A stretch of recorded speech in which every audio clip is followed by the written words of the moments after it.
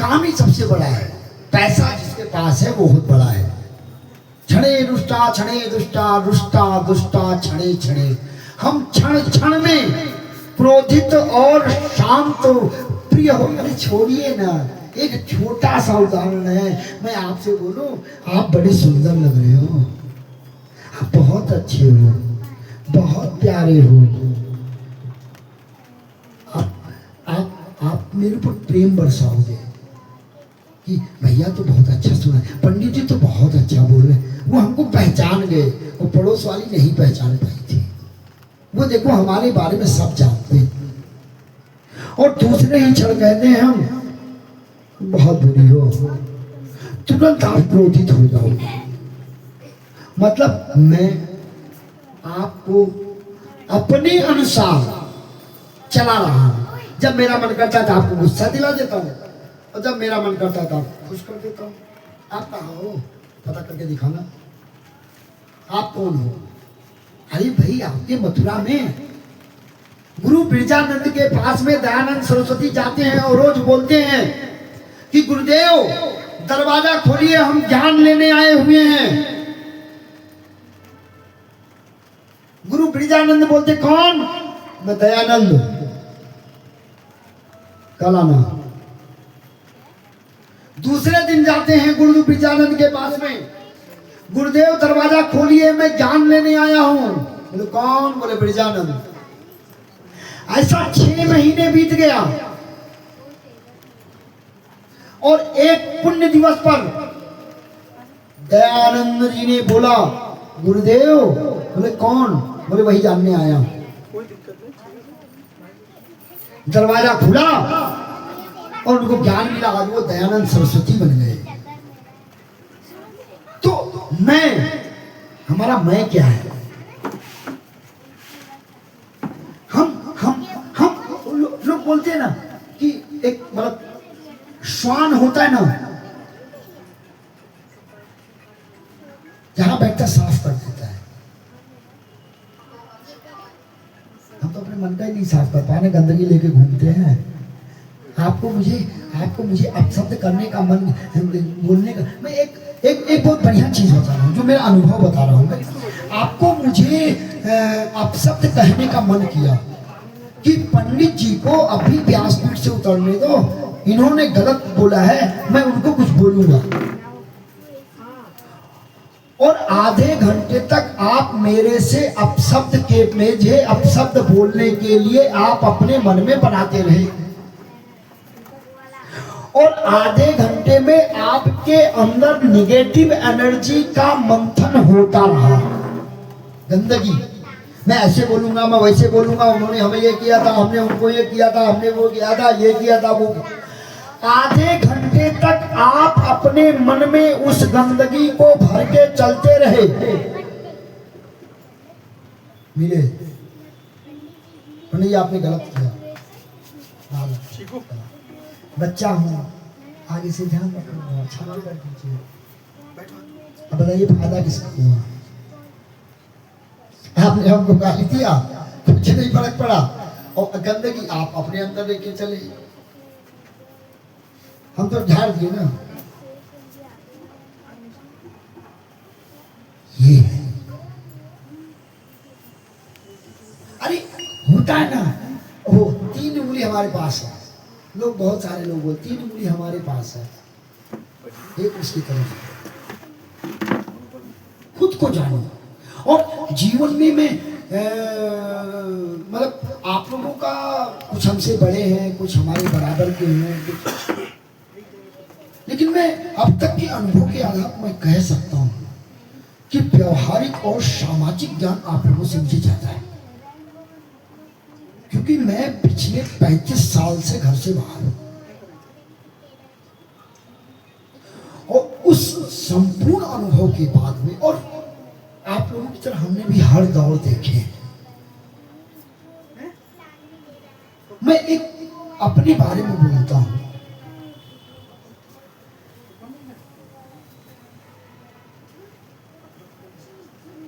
जैसा अभी हमने बोला कि काम, क्रोध, मद, लोभ, मोह, मत्सर मतलब ईर्ष्या, ये 6 चीजें हैं जो व्यक्ति के जीवन में कटुता और दोष का बुराई को उत्पन्न करती हैं, जीवन में कष्ट बढ़ाती हैं। तो मैं बोलता हूं कि उम्मीद के आईने में यदि अपने चेहरे को देखने की आप कोशिश करेंगे तो इस पृथ्वी के सबसे बदसूरत आदमी आप नजर आएंगे। उम्मीद करना छोड़ दीजिए, आपके जीवन में सुख का प्रवाह तेज होगा। आपके बेटे ने सुबह बोला पापा साइकिल चाहिए, और माँ ने बोल दिया कि बेटा इस महीने नहीं अगले महीने साइकिल आएगी, और शाम को पिता वो साइकिल लेके आ जाए तो बेटे को कितनी खुशी होती है, इसका अनुभव आप कर सकते हैं। वही सुबह माँ ने प्रॉमिस कर दिया कि बेटा पापा को मैं बोलूंगी पापा साइकिल लेके आएंगे, लेकिन पापा ऑफिस में बॉस के साथ 10 बजे तक रहे और मार्केट से साइकिल नहीं ला पाए। जब वो निकले तो वो दुकान बंद हो गई थी। उस रात उम्मीद के सहारे जी रहा बच्चा शायद ही खाना खाए।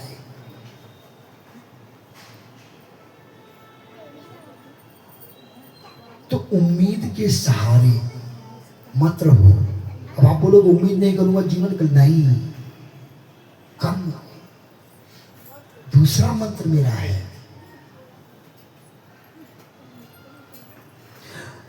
अंग्रेजी में है कि nobody can be help me, I can help everybody because I am help.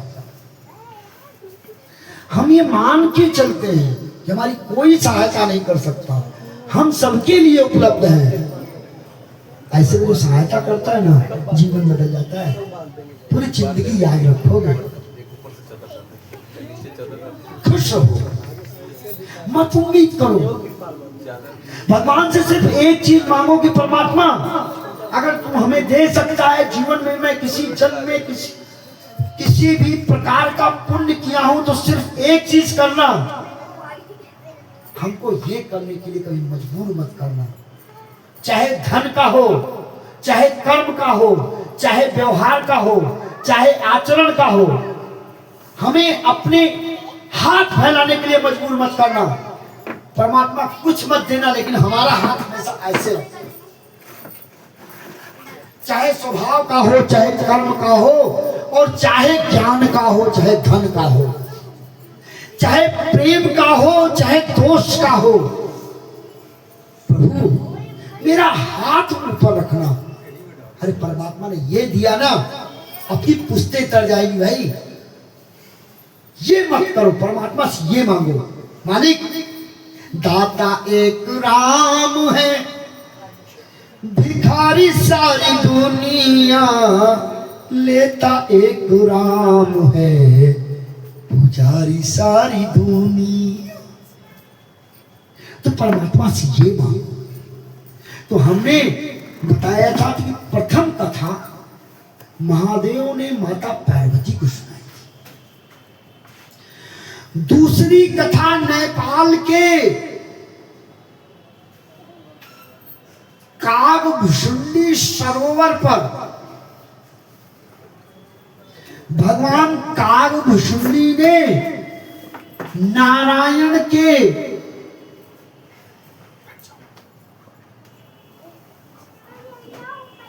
जो वाहक थे भगवान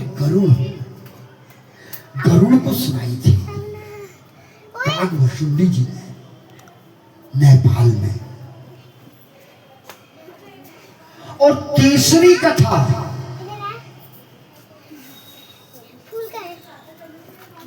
जो पहले इलाहाबाद था, आज प्रयागराज है, संगम का क्षेत्र, वहां पे मुनि याज्ञवल्क्य ने भारद्वाज ऋषि को सुनाई थी। आज भी इलाहाबाद जाएंगे तो यूनिवर्सिटी के समीप भारद्वाज आश्रम है। इलाहाबाद में आज भी है। वहां पे तीसरी कथा सुनाई गई थी। और नहीं भाई अच्छे बैठ जाओ।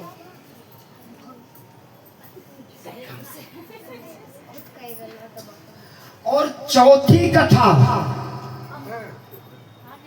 राजापुर वाले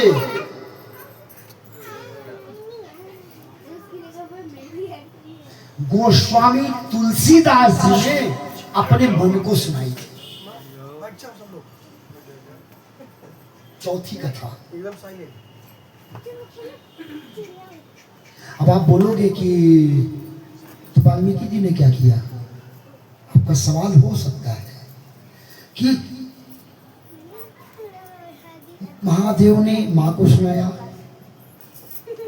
भगवान कागभूषुंडी ने गरुड़ भगवान को सुनाया, याज्ञवल्क्य ऋषि ने भारद्वाज सिंह को सुनाया, तुलसीदास जी ने अपने मन को सुनाया। तो वाल्मीकि जी ने क्या किया? भाई वाल्मीकि जी ने किसी को सुनाया ही नहीं। वाल्मीकि जी ने किसी को सुनाया ही नहीं।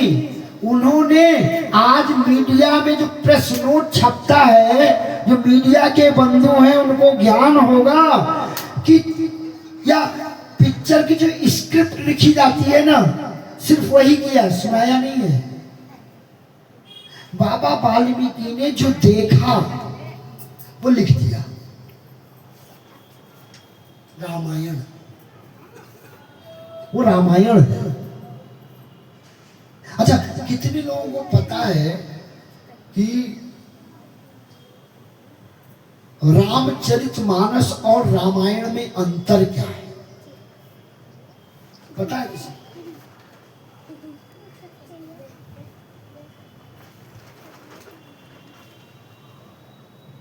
रामायण जो चित्रण चल रहा था उस चित्रण का ट्रांसक्रिप्ट है जो वैदिक संस्कृत में लिखी गई है। और रामचरितमानस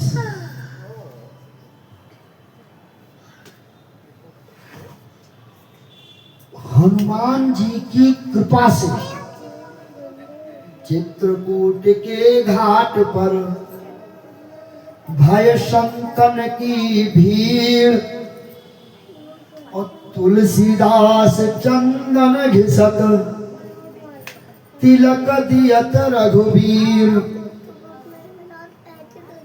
हनुमान जी की कृपा से राम जी का उनको दर्शन हुआ और हनुमान जी ने जो प्रेरणा दी उस प्रेरणा का श्रवण करके तुलसीदास जी ने मर्यादा पुरुषोत्तम श्री राम के जिस स्वरूप का वृत्तांत लिखा हुआ रामचरितमानस, उन्होंने राम के बारे में नहीं लिखा है, राम के चरित्र के बारे में लिखा है।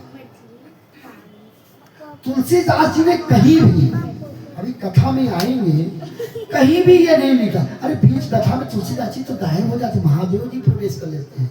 शुरू में याज्ञवल्क्य जी, तुलसीदास जी इतने लिखते हैं कि प्रयाग राज में माघ स्नान के समय ये हुआ, याज्ञवल्क्य ऋषि जी ने कहा, महादेव ने ये कहा। तो पूरी कथा तो महादेव, तुलसीदास जी ने कहीं भी अपना वर्णन नहीं किया है कि मैंने कथा लिखी है, नहीं, मैंने राम जी के चरित्र का जो हनुमान जी ने बताया है उसको लिखा है। क्यों? अपने मन को शांत करने। शांता सुखाय सर्वभूताय आत्माय च सन्निधा परमात्मम तस्य सानिध्ये प्राप्यम यस्य देवता। आत्म सुख के लिए स्वांता सुखाय। और पांचवी कथा मैं आप लोगों को सुना रहा हूं।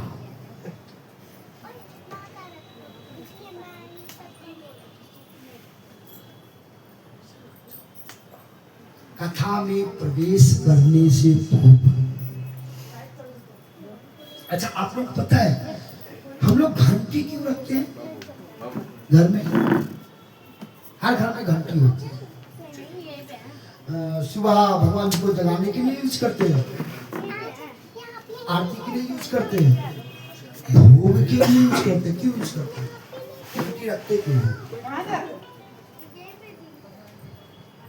कोई बच्चा नीचे नहीं जाएगा। नहीं, बोलिए बोलिए, आराम से बोलिए, क्यों रखते हैं? हैं? अच्छा, पौष्टिक भाई, वेरी गुड। और किसी का कुछ सुझाव है?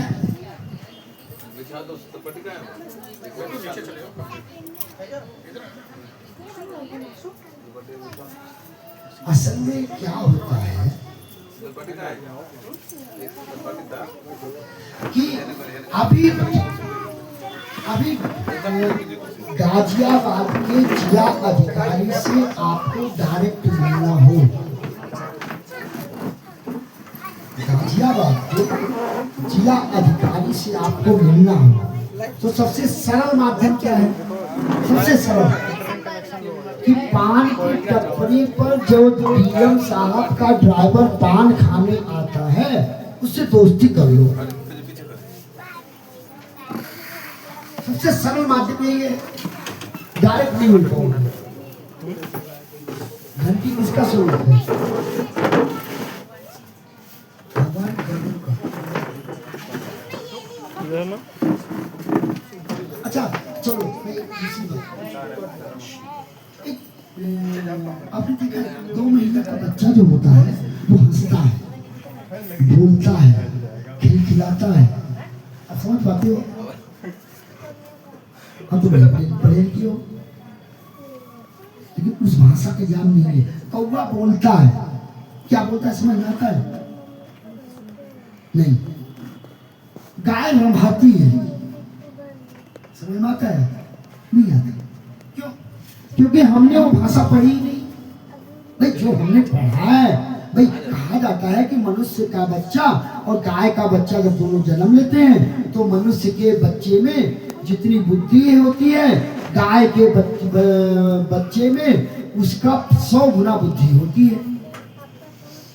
गाय के बछड़े में उसकी 100 गुना बुद्धि होती है, इसीलिए वो पैदा होती है, अपनी माँ का थन थून लेता है। और हम बच्चे को माँ का स्तन पकड़ाते हैं।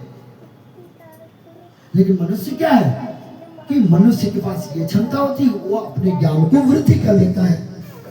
और पशु में ये क्षमता नहीं होती। जो ज्ञान मिलता है उसी ज्ञान के आधार पे वो अपने संपूर्ण जीवन को जी लेता है। तो हमें कितना भी पढ़े लिखे हो, लेकिन हर भाषा का ज्ञान नहीं है। हमें अपनी भाषा पे आती है।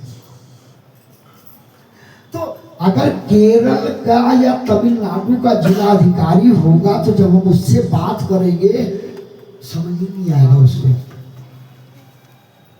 उसके लिए क्या जरूरत है? ड्राइवर साहब।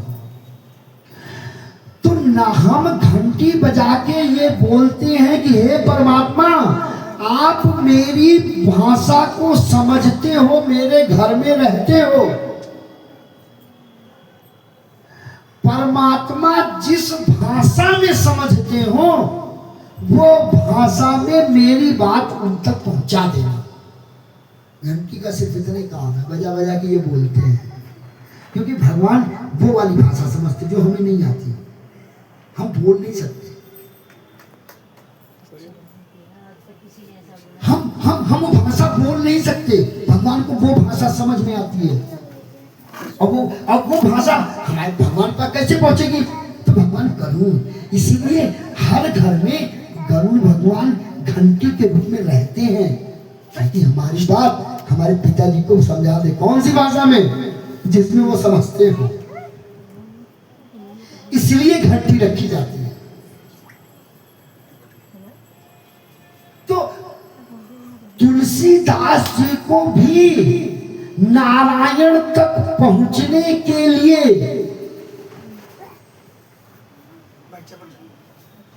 ऐसे गरुड़ जैसे व्यक्ति को चाहिए, जरूरत थी, जो राम जी बोलते हैं ना, तुम मम प्रिय भरत ही सम भाई। उन्होंने लक्ष्मण का नाम नहीं लिया। लक्ष्मण अपनी नई नवेली दुल्हन को छोड़ दिया, 14 साल तक सोया नहीं। मैथिली शरणगुप्त लिखते हैं कि कौन धुरंधर सो रहा है। 14 साल राम जी सोए, लक्ष्मण जी सोए नहीं। लेकिन हम राम जी ने ये नहीं बोला कि तुम मम प्रिय लक्ष्मण सम भाई, नहीं। और सीता जी के पहले बेटे का नाम क्या है पता है?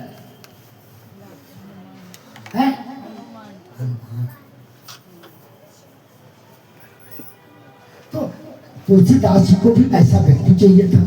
तो कई बार क्या होता है ना, जब हमारी बुद्धि काम करना बंद कर देती है ना, जब बंद कर देती है तब परमात्मा की बुद्धि काम आती है।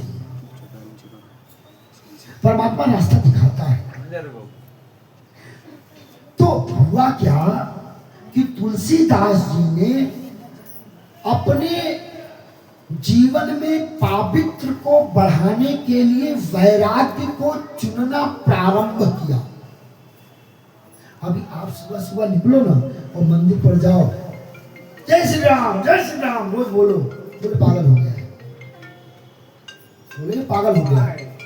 तो तुलसीदास जी भी शुरू में लोगों ने उनको एवं घोषित कर दिया। अच्छा, गांव में कौन कौन रहा है? चलो बाबू रहे। गांव में सुबह के शौच की एक परंपरा रही है। अच्छा। आप लोग कुछ लोगों को थोड़ा पता लगेगा कि घर के लोटे में पानी लेके जाते हैं और खेत में शौच करते हैं, फिर आते हैं और उस लोटे को मांजते हैं और उस लोटे से हम अपना दिनचर्या, पानी पीना, सारा काम करते हैं।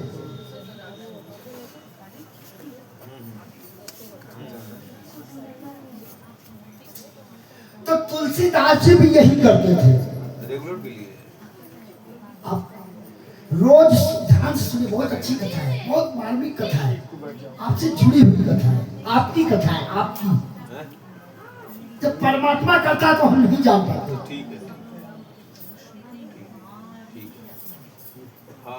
अरे कई बार आपका बेटा बोलता है पापा ये लाना, पापा वो लाना, पापा वो लाना, आप सुनते रहते हो। बीवी बोलती है, आप बोलते क्यों नहीं? अरे उसको ना कर दो, यहाँ कर दो।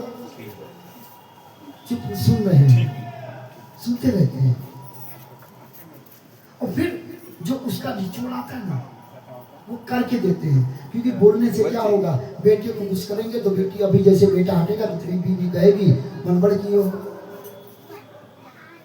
और बेटे को नहीं देंगे तो बीवी ये बोल देगी, अन्यथा मत लीजिएगा, समझाने के लिए मैं बोल रहा हूँ, कि बोल देगी आप तो मनबड़, आप तो अपने बेटे प्यार नहीं करते, एक ही बेटा है, आप करते नहीं।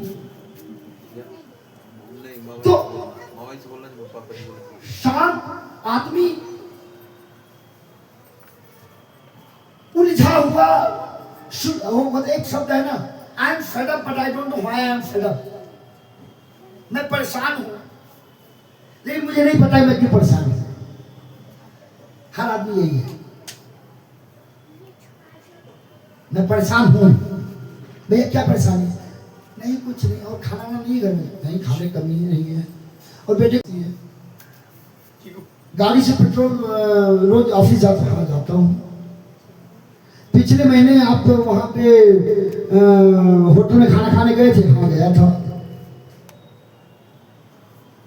गाँव में पैसा भेजा था? हाँ 10,000 भेजा था। अरे भाई सब तो हो रहा, परेशान क्यों? तो I am fed up but I don't know why I am fed up. Tulsidas ji का भी ऐसे ही था। वो रोज सुबह जाते थे सोच में और सोच करते थे, और जो थोड़ा पानी बचता था वो एक पीपल का पेड़ था वहां पे डाल देते थे। मैं आपको बता रहा हूं रामचरितमानस की रचना हुई कैसे, कैसे हुई वो मैं बता रहा हूं। रोज का नियम था, हमारा शास्त्र बोलता है कि तरकी संता किसी भी चीज की अगर पूजा की जाए तो वह स्वयं प्राण प्रतिष्ठित हो जाती है। कोई भी मूर्ति हमारा शास्त्र बोलता है। इसीलिए हमारे यहाँ पे 9 दिन की माता जी, 30 दिन की सरस्वती जी, 9 दिन की दुर्गा जी, 11 दिन के गणपति जी आते हैं, उसके बाद हम विसर्जित कर देते हैं। तुलसीदास जी रोज जाते थे, एक दिन पानी थोड़ा कम पड़ गया। अब उस पीपल पे प्रेत राज रहते थे, तो उस दिन उनको पानी की कमी हो गई। तो निकले, बोले ब्रह्मदेव प्रणाम। कौन? मैं प्रेत राज हूं, मेरे क्या काम है? बोले मैं मुक्त हो गया। एक ब्राह्मण द्वारा पवित्र जल लगातार मेरे जल पे, इस पीपल पे डाला गया और वो गंगा जल था।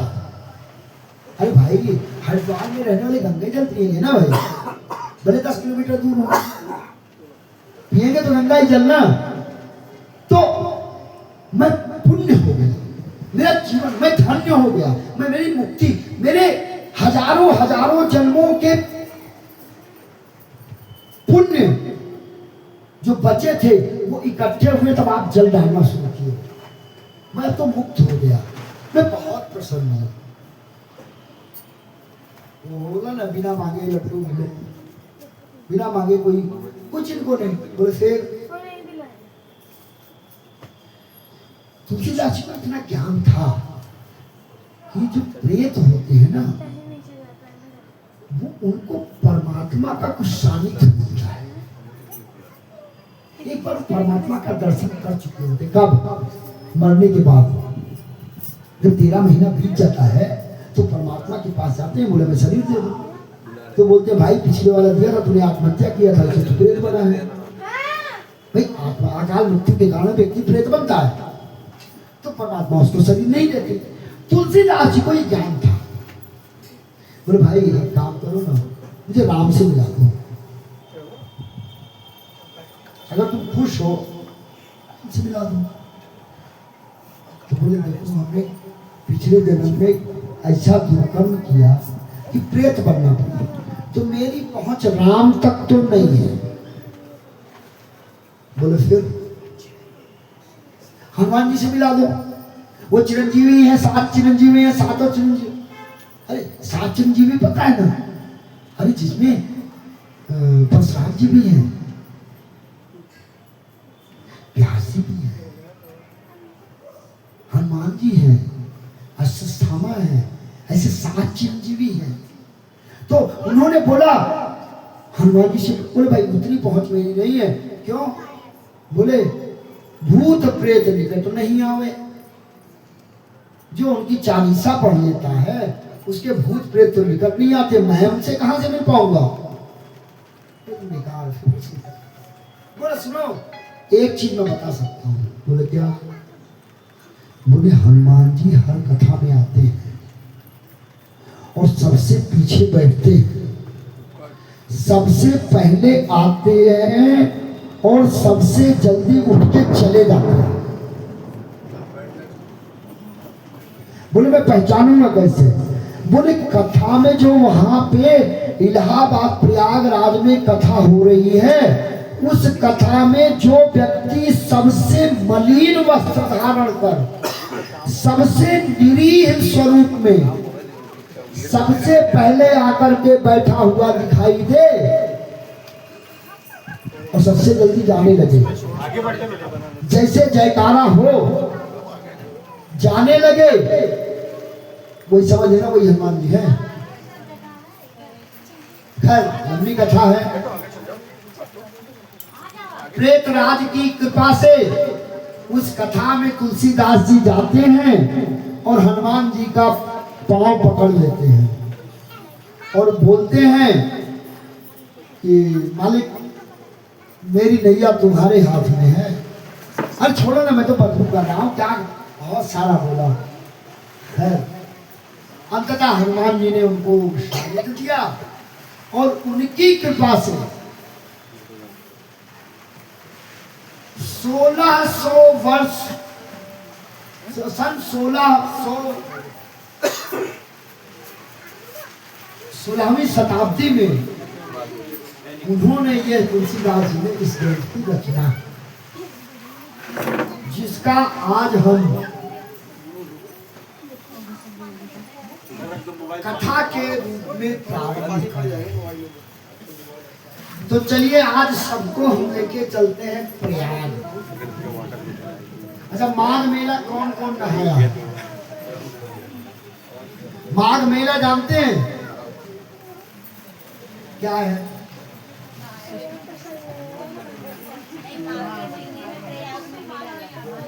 संगम में कुंभ का एक स्वरूप होता हर वर्ष माघ महीने में आता है, जहां कल्पवासी एक महीने तक रहते हैं।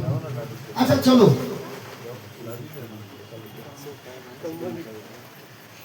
संगम कौन कौन नहाया है?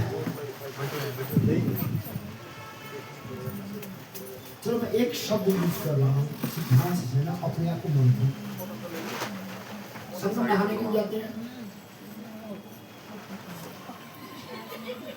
पुण्य पाने के लिए ना, जीवन में सुख पाने के लिए जाते हैं ना, है भाई, यही है ना। हम क्या करने जाते हैं? पुण्य, परिवार में शांति, सुख, समृद्धि, सबका कल्याण।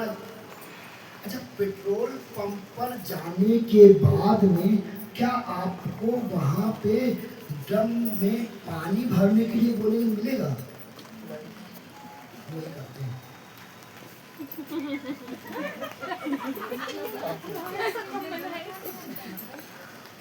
फिर से बोल रहा हूं, क्या आप पेट्रोल पंप पे एक ड्रम लेके जाएं और उस ड्रम में बोले भैया पानी भर दो, तो वहां पानी उसके टंकी में होगा?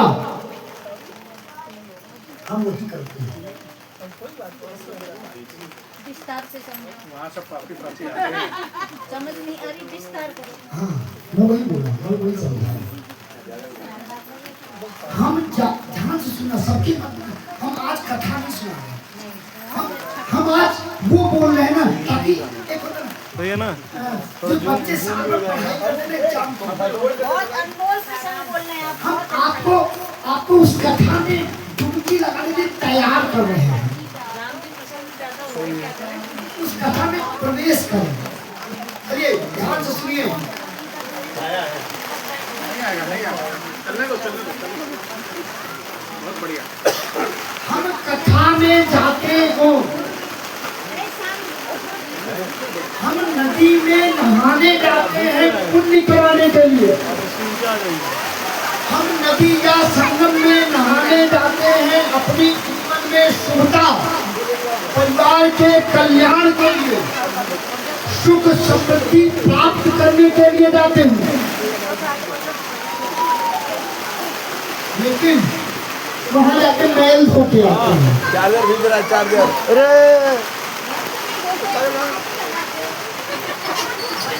भाई आज गया। जब आप आपको नहीं पता है ना, तो हमें अभी कोई पूछेगा कि पंडित जी कैसा कुर्ता पहने थे, आप बोलोगे पीला। तो प्रथम दृष्टि जिस पर पड़ती है वही आप बताते हो। तो जब हम तीर्थ में जाते हैं, अपनी आत्मा, अपने मन, अपने 5 ज्ञानेंद्रियों और 5 कर्मेंद्रियों के ऊपर बैठे हुए दोषों को निवृत्त करने के लिए, रावण के 10 सर नहीं थे। अरे भाई, मेरे 10 सर होते तो हम कैसे सीढ़ी से उतरेंगे, बताओ ना। 5 ज्ञानेंद्रियों, ध्यान से सुनिएगा, 5 ज्ञानेंद्रियों और 5 कर्मेंद्रियां रावण के सर पर आनंद करती थी, इसलिए वो दशानन कहलाया। और मर्यादा पुरुषोत्तम श्री रामचंद्र जी के पिता दशरथी, उन्होंने इन 5 ज्ञानेंद्रियों और 5 कर्मेंद्रियों पर रथ बना के खींचा था। नहीं कहीं तो जा रहा हूँ आगे। इसलिए वो दशरथी कहलाए। वो दशरथ और वो दशानन पाया लगाम लगाई, बहुत रहा रथ बना के खींचा, थोड़ा वो दशरथी हुआ। नहीं होता तो बनते थे। और जिसके सर पे रावण क्या था, हो गया मनुष्य पर राज करना चाहता था, राम कौन थे? मनुष्यता पर राज किए। अरे रावण के पास जो प्राप्त था वो अपर्याप्त था। हो गया बात ही गई। हमारी माँ मंदोदरी पंचकन्याओं में थी, बैठ जाएंगे दुनिया की सबसे खूबसूरत महिला थी वो। एक मिनट एक जंगल में एक औरत घूम रही थी, उसको उठा लिया, अपनी बीवी घर में है, जो प्राप्त है ना उसको अपर्याप्त लगा। रावण थे। जब रावण को मार दिया ना तो मंदोदरी माँ आई और होली की आई तो उनकी परछाई पहले आई। तो रावण जी घूमे, राम जी घूमे ना, बोले माँ प्रणाम, बैठेंगी ना तो आप कौन है और किस उद्देश्य से आई हैं? और रण क्षेत्र में महिलाओं को नहीं आना चाहिए।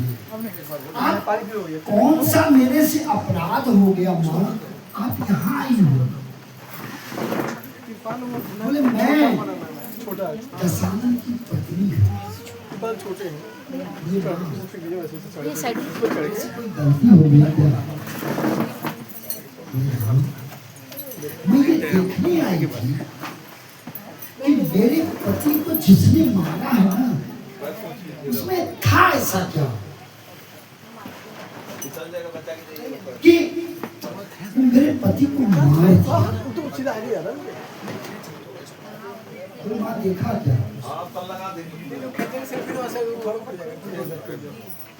बोले मैंने ये देखा कि अपनी पत्नी के अलावा सारी माताएं औरतें उसको मार दी थी, और रावण की अपनी पत्नी होने के बाद में भी दूसरी की पत्नी पर वासना दृष्टि कर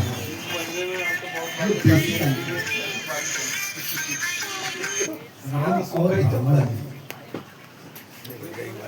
तो हम स्नान की बात कर रहे थे। शास्त्र कहता है हो गया सही। किसी भी तीर्थ क्षेत्र में स्नान करने की, ठीक है सही है, दिख रहा है यहाँ से, सही है, बहुत बढ़िया। तीर्थ में स्नान करने की जो विधि है वो ये है कि अपनी मैल को अपने होटल में धो, आप इसका प्रयोग करना। नहीं, हम नहाते हैं, ठीक किया है, है, किया है। इधर खड़े ये साइड आप प्रयोग करना। इस बार जाओ तो जिस होटल में रुकते हो सुबह पहले वहां स्नान करो, मैल को धो, फिर आप जाकर के गंगा स्नान या संगम स्नान करो, मन के कलश को धो। आंटी अंकल फोन कर रहे हैं क्या आपको? पीछे खड़े हैं, नीचे नीचे रुके हैं। भाई जब, अरे छोड़ो ना, हमारे एक छोटा सा है, अरे माँ को लिखा बेटे की यहाँ मैल लगी है, माँ याद हो देगी, वहाँ बनियान के अंदर हाथ डाल थोड़ी धोएगी, उसको सबको धोना चाह, उसके 1,000 करोड़ बच्चे हैं, सिंपल सा है ना, जो दिखेगा वही तो धोएगी। हम जाते हैं एक डुबकी लगाए और मैल धो के चले आए, माँ भी बोलती मैल धोने आया था, आया था उस टाइम में मैल धो के जा रहा है, मिल गया पुण्य। तो आप लोगों से निवेदन है कि जब भी आप तीर्थ क्षेत्र में नहाएं उससे पूर्व एक बार करके देखना और फिर आप बताना, हम लोग यही रहते हैं कि इस यात्रा में तो आपको सुख कितना मिला या शांति कितनी मिली। आप यात्रा में जाकर अपने घर में होटल में नहाएं, फिर जाकर के नदी में नहाएं। नदी, अरे एक बात बताओ, कोई अपनी माँ की गंदगी फेंकता है? वो तो माँ है, माफ कर देंगे। अरे काकभूषुंडी जी ने काकभूषुंडी जी ने उज्जैन में सिर्फ इतना ही तो किया था, इतना ही तो किया था कि 10,000 साल तक तप किया और तप करने के बाद जिस दिन उनको मुक्ति मिल रही थी ना, उस दिन वो ध्यान में थे। ओम त्र्यंबकम यजामहे सुगंधिं पुष्टिवर्धनम उर्वारुकमिव वंदना मृत्युं मूर्छियमामृतात्। वो मृत्यु पर विजय पाने का तप कर रहे थे। क्या हुआ? गुरु जी निकले। अब वो है ना, हम लोग बोलते ना, गुरु गोविंद तो खड़े काटे लागौ पाए, बलिहारी गुण आपने। आप ही बताओ, बोलते हैं हम लोग, तो वो भी कंफ्यूज हो गए कि मैं गुरु को प्रणाम करूंगा तो तप टूट जाएगा, और अगर तप को महत्व देता हो तो गुरु का अपमान होगा। भ्रम नहीं है। ध्यान रखिएगा, मुक्त नहीं जा रहे। अंतिम सीढ़ी, वो छत पे चढ़ने वाली उस सीढ़ी पर पहुंच गए। एक कदम रखा, मुक्त। जीवन मरण के चक्र से वो समय है, कितना पीक आवर है। हमने एक चीज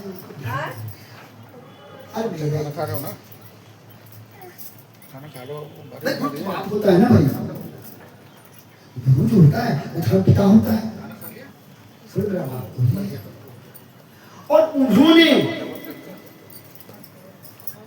ध्यान को नहीं छोड़ा। गुरु ध्यान ध्यान दीजिए थोड़ा। गुरु सामने से जैसे ही क्रॉस किया, गुरु बताते हैं कि उज्जैन में महाकाल का शिवलिंग फट गया और महादेव खड़े हुए और अत्यंत क्रोध में, अत्यंत क्रोध में हुए और कागभूषणी जी को शाप दिया कि 10,000 साल तक प्रातः काल तू विष्टा खाएगा। आज भी सुबह देख लेना 5 बजे, आज भी आप देख लेना सुबह 5 बजे 4 बजे कौवा क्या करता है। गांव में जो रहे होंगे उनको पता हो। कीड़े मकोड़े का जीवन जिएगा, नरक भोगेगा, इतने 1000 साल तक तू कोढ़ बन के रहे। क्या क्या नहीं बोला महादेव। वो थर-थर कांप रहा है।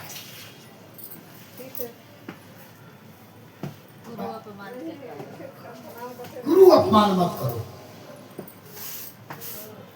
गुरु किस लायक है वो मत छोड़ो, वो अपना भोगेगा। यदि गुरु की बेदी पर बैठा हुआ है तो उसका मान बढ़ाओ, उसके अपने कर्म उसको भोगने पड़ेंगे, लेकिन उसके कर्म की ठेकेदारी आप मत लो। आप जज मत करना, बाप को जज कभी मत करना, क्योंकि बाप बनने के लिए पुत्र पैदा करना।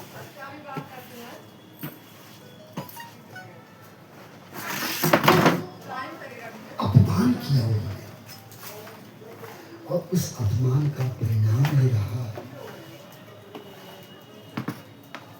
कि उनका हजारों साल का तप खत्म। तो आपको पता नहीं, शायद आप सभी को पता होगा, ध्यान से सुनिए। तो उनके गुरु ने, बाप तो बाप होता है, बेटा कितना भी बदमाशी कर ले, लेटा हो मुझसे लात में मारेगा, भले जीव दांत से कट गई। 3 साल का बच्चा मारा, लात खट से कट गई, लेकिन उसका दांत नहीं तोड़ेगा। बाप तो बाप होता है। क्षमा बड़न को चाहिए, छोटन को उत्पात। गुरु ने भी वही किया। तो आपको शायद आपको पता होगा, लेकिन हम नया मान के बता रहे हैं, आपको नई जानकारी दे रहे हैं। आपको पता है शिव स्तोत्र कहाँ लिखा गया था और किसने लिखा था? नमामि शमीशान निर्वाण रूपम विभुम व्यापकम ब्रह्म सामवेदाश्वम्। काकभूषण जी के गुरु ने। गुरु ने इस मंत्र की रचना की थी महादेव को प्रसन्न करने के लिए। अरे बालक है, माफ कर दो बाप, तुम निराकार हो, नमामि शमीशान हो, निर्वाण के स्वरूप हो, व्यापकम, सराचर जगत में व्याप्त और व्यापक हो। इस नमामि शमीशान की रचना पूरी स्तुति सुना दो ना, अच्छा लगेगा। अभी कथा में बात पहुंच जाए, अभी कथा में नहीं आए हैं, कल सुना देंगे। अभी हम कथा में घुसे ही नहीं है, कथा किया ही नहीं अभी तो हम आपको तैयार कर रहे हैं ताकि 9 दिन हमें साथ रहना है। हमें योद्धा श्रोता चाहिए। अरे जो मेरे से लेके जाए, जो मेरे से सुनने को मिले, मेरे से ले। पहले क्या होता है, एक आदमी एक जंगल में एक ऋषि आए थे। आप कथा शुरू कर देंगे, भाई थोड़ा थोड़ा हम आपको बता रहे हैं। एक ऋषि आए थे, उनकी क्वालिटी जानते क्या थी? वो अमर करते थे, अमर करते थे वो। तो एक दिन एक लड़का गया, बोले गुरुदेव, बोले हाँ अमर कर दो, तो कल आना। दूसरे दिन गया, अमर कर दो, कल आना। साल बीत गया। एक दिन लोग लाओ इसी को अमर कर देता हूँ, हो गया बहुत नाटक। उठाया कुल्हाड़ी, बोलता गुरु आप हमें अमर करो या मैं आपको? अब तय कर लो, करना क्या है, साल भर से मुझे दौड़ा रहे हो, अब तय कर लो। ये देख लो कुल्हाड़ी है, एक बार में साफ, या तो आप मुझे मुक्त कर दो या मैं आपको मुक्त कर दूंगा, निर्णय आपके हाथ में। फिर आज वो था ना, बोले अच्छा काम करो, कल आपको पूजा करेंगे, तुम्हारी अमर बनाएंगे। हंसी की नहीं, बहुत अरे सारे लोग सुनो, बहुत बढ़िया ज्ञान वाली बात बता रहे हैं। और जहाँ से शुरू किया था ना, वहाँ इसकी जरूरत थी, इसलिए बता रहे हैं। तो एक 20 पन्ने की विष्णु पूजा की दिया और लिया, बोला भाई कल रात 3 बजे तुम्हारी अमर होने की पूजा शुरू होगी। कल रात ठीक है भाई, बोले इस 20 पन्ने का पूरा सामान खरीद के लाओ। वो बंदा बाइक उठाया और पूरे दिन दौड़ता रहा, दौड़ दौड़ के रात 10:30 बजे तक एक टेम्पो भर के सारा सामान ले आया। होना तो अमर है, तो भाई कौन नहीं ले आएगा, खेत बेच के ले आएगा, क्योंकि अमर होना तो बहुत बड़ी बात है भाई, कोई मार नहीं सकता, जो मर्जी करो भाई। किसी भी व्यक्ति के आज के जीवन में इससे बड़ा क्या है? रावण यह करते करते मर गया लेकिन अमर नहीं हो पाया। हिरण्यकश्यप करते करते मर गए लेकिन नहीं हो पाए। कंस और जरासंध करते करते मर गए लेकिन अमर नहीं हो पाए। भाई जय विजय तीन ही रूप तो ये थे। सारा सामान लाया, गुरुजी को चेक कराया, गुरुजी ने देखा, बोले हाँ यार ये सही है। बोले बेटा एक काम करो, एक चीज रह गई। बोले क्या? बोले शेरनी का दूध। गुरु एक बात बताया, तुम हमें अमर करने के लिए बुलाया है या शेरनी का दूध मैं निकाल पाऊंगा? आज मेरा राम नाम सत्य है, फिक्स है, आज एक मरेंगे तू या मैं, और तू उससे पहले मुझे मारना चाहता है। शेरनी दूध कहाँ मिलेगा? पागल हो गया भाई। ध्यान रखना, जहां उस ऋषि के प्रति उसकी आस्था नहीं है, समझौता है। अगर हमारी किसी के प्रति आस्था नहीं होती है तो हम क्या करते हैं? काम निकालना चाहते हैं, और शब्द के स्वरूप में भी बनावट आ जाती है, अलग प्रेम नहीं रहता है, प्रेम नहीं रहता है। तो क्या करना चाह रहा है ये बता, छोड़ अमर हो, काम को परेशान मत हो। यहाँ पास के एक जंगल में चलिए हम एक करेक्टर दे रहे हैं। हमारे जैन साहब रहते हैं, प्रदीप जी, उस जंगल में एक गुफा है, वहां जैन साहब हमारे रहते हैं। शेर बना दी। तो फिर ध्यान से सुनिए, बहुत बढ़िया, बहुत अच्छी कथा है। बोले फिर बोले जाके उनको बोल देना कि मैंने भेजा है, वो शेरनी का दूध निकाल के दे दे। बोले देंगे वो?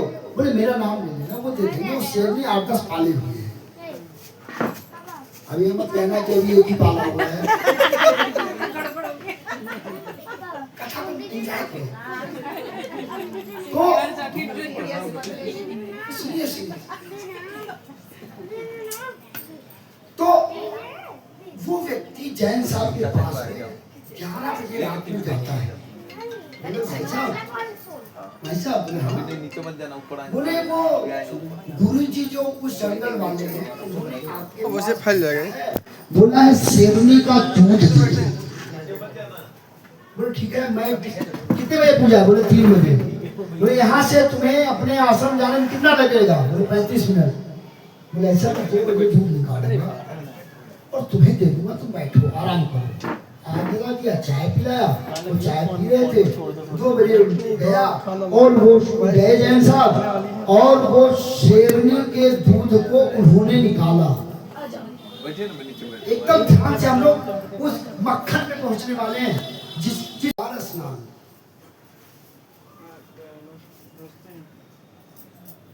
वहां क्या क्या है? अक्षय वट है। क्या लिखा? अरे पूजे। और कौन है? हमने एक बात बोला था आपको, प्राग है। हाँ, प्राग।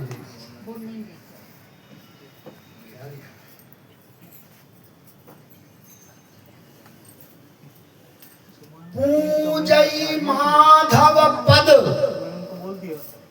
नारायण के 12 मंदिर है वो, माधव के। माधव तो आप लोग जानते हैं ना, कृष्ण स्वरूप है। चेक कर लो, पूछ लेना। और कौन सी प्रयाग है? ब्रह्मा ने पृथ्वी पर पहली बार वही यज्ञ किया था। कहाँ? जो अक्षय वट है ना, नीचे जाके देखना, यज्ञ कुंड है। कुंड बना हुआ है, नीचे जाएंगे जब, वहां क्या है? अक्षय वट है, माधव मंदिर है, और 12 प्राग है। माधव के 12 मंदिर हैं, प्राग हैं। और क्या है? इन सब में सबसे अच्छा क्या है? भारद्वाज आश्रम यति पावन, परम देव मुनिवर शियरा। तो वहां पे भारद्वाज ऋषि का आश्रम है। और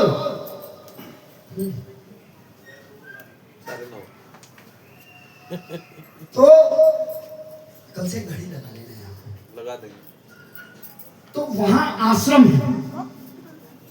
और पहले के जमाने में ना, ये सब आज हो गया, सरकार करती नहीं। पहले टेंटों भी वही देते थे उस समय।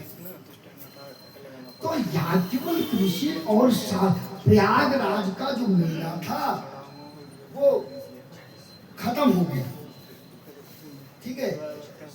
और खत्म होने के बाद में याज्ञवल्क्य ऋषि वहां आते हैं। बोले गुरुदेव प्रणाम। हाँ भाई प्रणाम।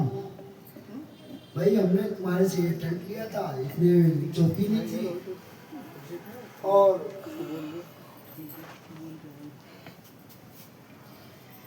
इतना सामान लिया था, ये ले लो, हम चलते हैं, आपने बड़ी अच्छी सुविधा दी। बोले इतने से काम नहीं चलेगा। बोले बैठो, हम क्या करते हैं, रोड चले, अपने घर आए, पंडित जी आए, अरे पंडित जी बैठो बैठो बैठो, आप यहीं बैठे हैं, हम यहीं बैठे थे, हम उठ जाएंगे।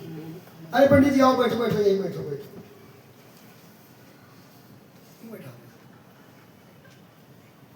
अब बैठा दीजिए। अरे मेरे भाई, जब वो आदमी आपके समान है, आप अपने स्थान पे उसको रख रहे हो, तो उसको महत्व क्यों दे रहे हो? हमारे घर कोई बड़ा आता है तो हम जहां बैठे हो तो वहीं बैठा देते हैं। अरे भाई, मतलब उस व्यक्ति की क्षमता मेरे बराबर ही है, कभी तो हम अपना स्थान देते हैं। नहीं, गलत बात आ गया है। गुरु, पिता, बड़ा भाई और मानित व्यक्ति। अब मानित में सब आ जाते हैं। मानित को तो समझते हैं, मान वाला। कभी भी उसको ध्यान से सुनिए, बहुत बढ़िया बढ़िया छोटी छोटी चीजें बड़ा काम आएंगी। आप लोग कल याद करो, कल से आप लोग काम करना ना, पेन पेपर लाना। आप लोग आना, पेन और पेपर लेके आना, लिखते रहना, ताकि यहाँ से लाने पर याद रहे। तो जब हमारे घर कोई मानित व्यक्ति, पिता, गुरु और बड़ा भाई, मैं देवदानी छोड़ दो, उनकी बात ही नहीं, ऋषि भी मैं बात की, यदि आए तो प्रथम अपना स्थान मत दें, प्रथम अपना स्थान न दें। आज मैं यहाँ व्यासपीठ पर बैठा हूँ। अभी तो हमारे पिताजी 22 नवंबर को वैकुंठ गए, तो अभी नहीं है, लेकिन यदि वो यहाँ आए तो वो मुझे व्यासपीठ से उठने नहीं देंगे। वो मेरा स्थान है और वो मेरे से परे है।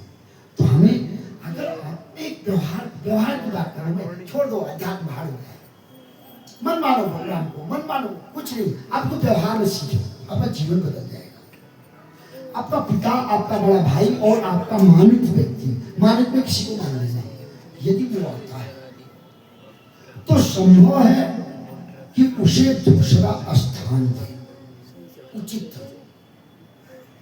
यदि आपके घर में जगह नहीं है, स्थानाभाव या वस्तु अभाव है, तो कुछ नहीं कर सकते।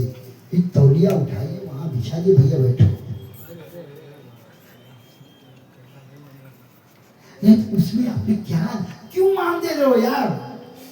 अरे बनारस में आचार्य शंकर जब केरल से चले और उन्होंने द्वैत सिद्धांत को फॉलो किया और पूरा केरल से दक्षिण तक, काशी तक पहुंच गए, और गंगा, काशी विश्वनाथ में दर्शन करने के लिए जा रहे थे। गंगा नहाने के बाद जब निकले तो उधर से नाम लेना गैर कानूनी, जिससे मैं व्यवहार बता रहा हूँ, उससे उधर से वह व्यक्ति लेके आ रहा है जिसके सर पे मल की टोकरी है। ध्यान से सुनिए, मल की टोकरी है। तो आचार्य शंकर के चेलों ने बोला, भैया गुरु जी नहा के आए हैं, चाय से ज्यादा केतली गर्म, हट जा भाई, हट जा। अनपढ़ आदमी, मल धोने वाला व्यक्ति, हम ज्ञान शून्य व्यक्ति है। अरे भाई, अगर उसको ज्ञान होगा तो मल थोड़ी धोता, कुछ और काम करता। ज्ञान शून्य व्यक्ति है। मेरे गुरु आ रहे हैं, खड़ा हो गया। हाँ भाई, किसको हटा रहा है? वो तुझे, जो तेरे में वो मेरे में है, जो तेरे में है वो मेरे में है। बोले तेरे सर पे मल है, बोले तेरे पेट में 5 किलो है। मेरे सर पे है तो तेरे पेट में, हम तो फेंक देंगे, तू निकालेगा भी, उसका 10 निकालेगा। अगर गंदगी है, बोले वो बदबू, तो बोले हम ये नहीं जानते, तू हट जा। बोले क्यों? तो तेरा शरीर बदबू कर रहा है। बोले कौन सा? जो तेरे पास है वो मेरे पास। मेरे शरीर पर तो कम से कम गंदगी की आवरण दिख रहा है तुझे, और 72,000 करोड़ जो तेरे शरीर में छिद्र है उनसे जो मल निकल रहा है, क्या वो धो लिया तूने? बोले फिर? बोले जो तेरे अंदर शरीर है, मेरे में तेरा शरीर है, मेरा शरीर, तेरे अंदर आत्मा है, मेरे अंदर आत्मा, हम दोनों अलग कहाँ हुए? तू माला जप रहा है, हम मल धो रहे हैं, ये तो काम है, ये तो काम है ना भाई। हम मल धो रहे हैं, तू माला धो रहा है, हम दोनों एक है। तब आचार्य शंकर ने अपने कठोर तप से अर्जित अद्वैत सिद्धांत को, आचार्य शंकर जब केरल से चले थे तो द्वैत सिद्धांत को फॉलो किया था। उस मल धोने वाले व्यक्ति के दिए हुए ज्ञान के आधार पर आचार्य शंकर उसकी पैरों में लेट गए। बोले परमात्मा, आज तूने अद्वैत का ज्ञान दिया है, एकम ब्रह्मा अहम ब्रह्मास्मि, परमात्मा है तू, जो मैं शास्त्र से अर्जित नहीं कर पाया वो तूने दे दिया बाप। अद्वैत का सिद्धांत तब हमारे सनातन धर्म में लागू हुआ। अरे बहुत दिन की बात थोड़ी है, अभी की बात है। आचार्य शंकर कितने साल हो गए? 10,000 करोड़ साल थोड़ी हुए हैं, इसी कलयुग के, बहुत ज्यादा समय नहीं हुआ। अरे कब की बात है भाई? पूरे भारत में बौद्ध धर्म स्थापित हो चुका था, अशोक खत्म हुए, अशोक का साम्राज्य चल रहा था, सम्राट अशोक का, और उन्होंने बौद्ध धर्म नाम का एक स्तंभ जगह जगह गाड़ना शुरू किया था कि बौद्ध धर्म को मानना पड़ेगा। संपूर्ण भारत बौद्ध धर्म स्थापित हो चुका था। आचार्य शंकर केरल से सनातन धर्म की अलग जगाने के लिए निकले और काशी में आए, क्योंकि उस समय काशी मात्र बची हुई थी जहां संस्कृत और संस्कार जीवित थे। आप जिसको पढ़ना हो गूगल करके निकाल लेना, आचार्य शंकर और मंडन मिश्रा का शास्त्रार्थ पढ़िए, जीवन बदल जाएगा बाप। एक बंडल निकाल लो। ऐतिहासिक शास्त्रार्थ है, सत्यवती उनकी पत्नी और आचार्य शंकर का।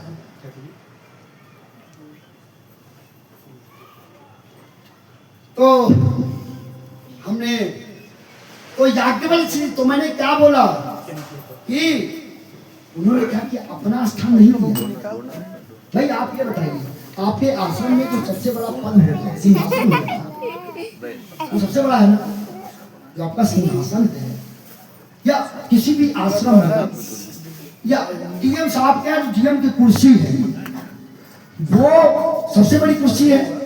होगा कल फिर ले आएंगे। अगर उसी पर बैठा दिया तो व्यक्ति को डीएम महत्व कहाँ दे रहा है? अपनी बराबरी तो है। तो इसी भाषा में इनको याज्ञवल्क्य को क्या होता है ना, अरे लायक बनो ना, आप दे देता है। हाँ हो जाएगा, ले रहा आप रोज बोले पापा पैसा नहीं, पापा को अपने आप लग जाता है बच्चे को पैसा देना है, कोई बात नहीं, आ जाएगा। पता लग जाता है, भले बोले ना आराम से, कोई बात नहीं। भारत पाल ऋषि यहाँ अपना आसन नहीं देते हैं। क्या क्या क्या लिखते हैं? रुको ना, कोई बात नहीं, फोटो खींचना, आप सुंदर लग रहे हो ना। भारत बाज ऋषि दीन ही आस, और क्या किया? आसन दिया उनको, अपना नहीं, अलग नहीं। अब नीचा ऊंचा हो सकता है, मतलब मेरे से तो ऊंचे या तो नीचे, मतलब स्थान की बात कर रहा हूँ, वो ऐसा नहीं। और क्या किया? सादर चरण सरोज पखारे। अभी यहाँ पे हमने कल एक बोला था, दिन में बोला था कि डेली व्यास पूजा हो और वेदी पूजन होगा शाम को 6:30 बजे रोज। सुबह तो पूजा होगी राम जी की और शाम को व्यास पूजा होगी। यहाँ भी वही लिखा है। कथा सुनने के बाद पहले जो व्यास है उसको उचित आसन दो, उसकी पूजा करो, उसको पैर पखारो। अरे भाई, एक आम का फल खाने के लिए आप सालों तक उसको पालते हैं तब वो एक फल देता है। वो आप एक ऋषि से फल पाना चाह रहे हैं, आए में पाल लेंगे। अरे भाई सम्मान तो दे दो, हमारे शास्त्र में होगा है। शाम की बात कर रहा हूँ, शाम की 6:30 बजे शुरू होती है। वो अपनी व्यवस्था है, हाँ वो अपनी। तो हमारे यहाँ वैसे भी कहा गया है कि 3 घर में खाली हाथ नहीं आना चाहिए। कहाँ कहाँ?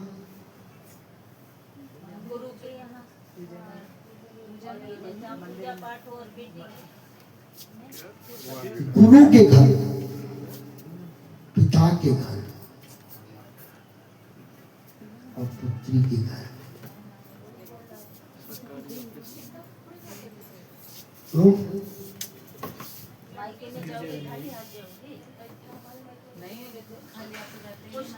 क्या करो? चलो इस पर हम अभी चर्चा कर लेंगे।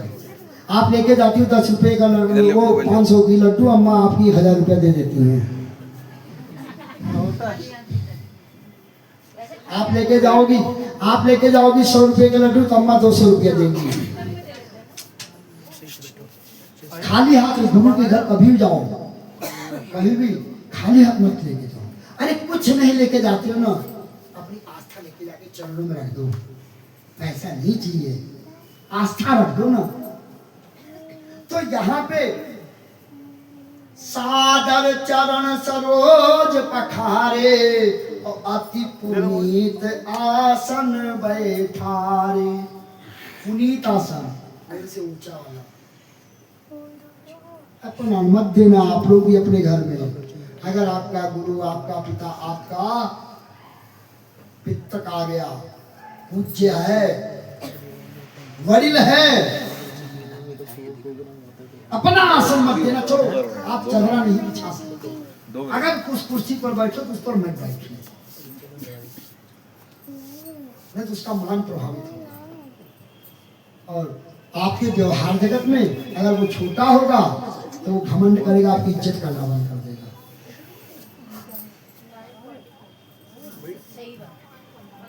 अगर व्यवहार जगत में वो आपसे छोटा हुआ, अरे भाई वो जैन साहब के यहाँ गया था, उन्होंने तो हमको 500 रुपया दिया और 70 वैसे बैठाए थे। आप तो कुछ नहीं किए, तो अपना आसन मत दो। हम लोग करते हैं, नहीं करना चाहिए, ठीक है। दीपक जला लो। अब वहां क्या कर रहे हैं सुनिए। अभी कथा हम आज बोले कथन खत्म करेंगे तो मैं खत्म कर रहा हूँ आज की। हाँ ठीक है।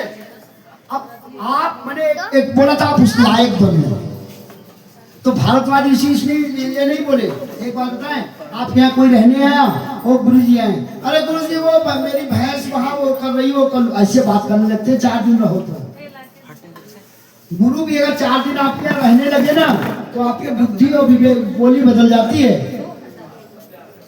4 दिन में गुरु की बदल जाती है। यहाँ क्या कर रहे हैं, अगर किसी से पाना चाहते हो तो आप इस लायक बनो। क्या रहे हैं नाथ एक संशय बड़ मोरे। एक संशय है क्या, करतल वेद तात सब तूने सब जो कहते हैं और तरीका देखो कितना, मतलब इससे बेहतर तरीका कोई हो ही नहीं सकता। पहला प्रश्न, दूसरा बात क्या कर रहे कहत मोही लागत लवलाजा। हमें शर्म आ रही है। अरे बात बताओ, जेएनयू के प्रोफेसर से आप बोलो कि सर वो बता दीजिए कि 13 और 7 का जोड़ कितना होगा। 13 और 7 का जोड़ कितना, मतलब उतना बड़ा आदमी से छोटी बात पूछ लो, एकदम एकदम पूछने लायक नहीं है, मतलब उसको कितना बड़ा बना रहे हो आप सामने वाले को। तभी तो क्या महान हो, अभी जमाना बात एक मिनट, आप महान हो। लाज आ रही आपसे, इतनी छोटी बात पूछ रहा हूँ।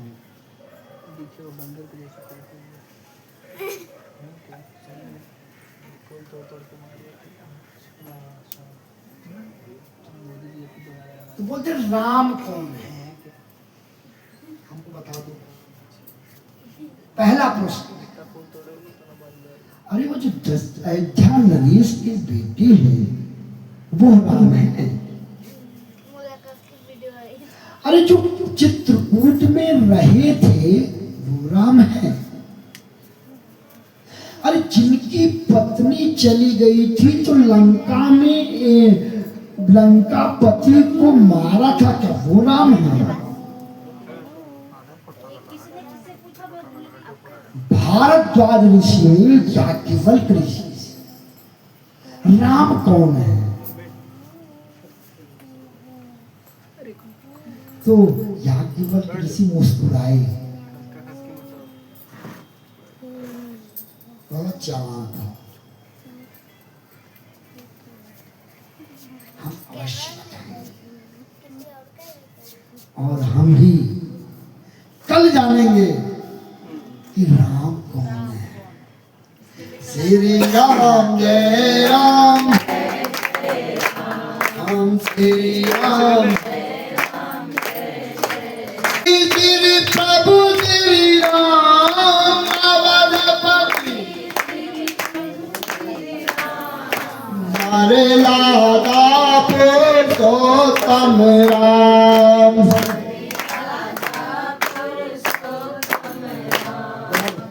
श्री राम जय राम, जय जय राम,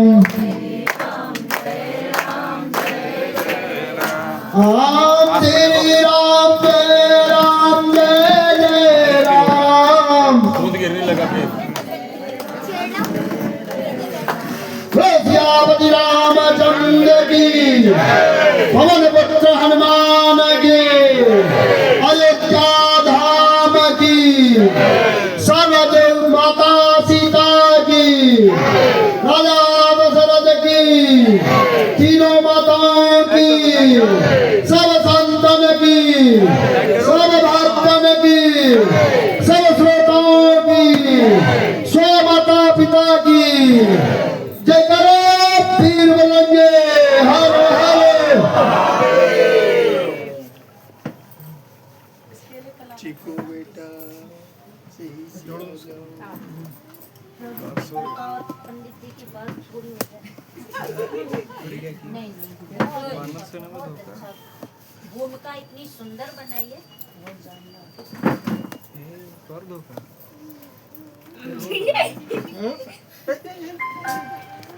दोनों की रास की लगा।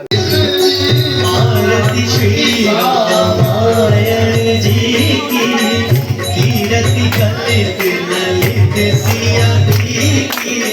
आरती श्री रामायण जी की, कीरति कलित ललित सिया दी की। प्रसाद और प्रणाम के बाद ही सब जाएंगे। शुभ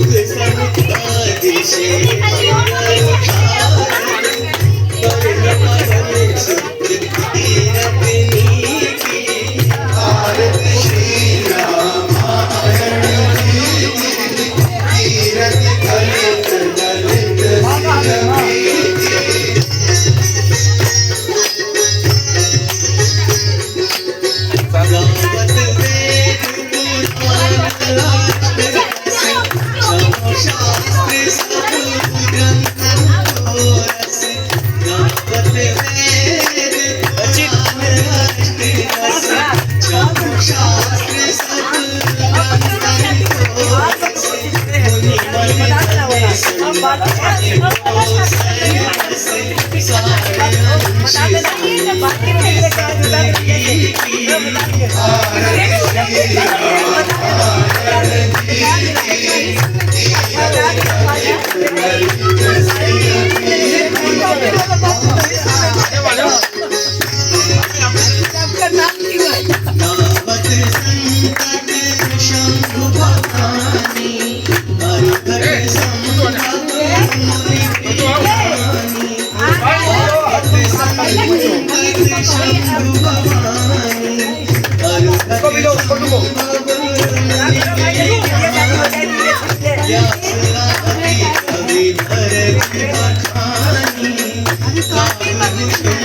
गरुड़ के की ये मैं करूँ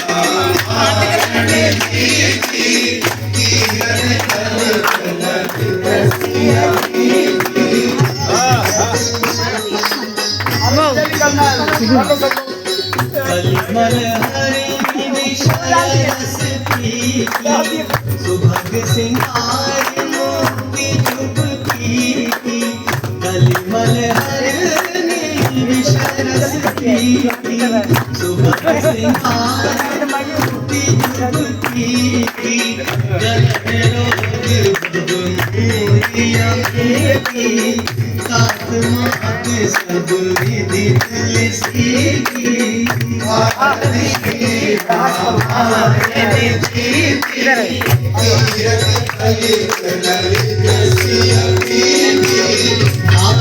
श्री रामायण जी की तीरथ कलित ललित सिया की आरती श्री रामायण जी की तीरथ कलित ललित सिया की आरती श्री रामायण जी की अपने अपने स्थान पे सारे घूम जाओ एक साथ Rule number 1, don't stay out past 10 p.m. Like, I get it, but rule number 2, study. आज के आनंद कीजिए चलो मंगल भाव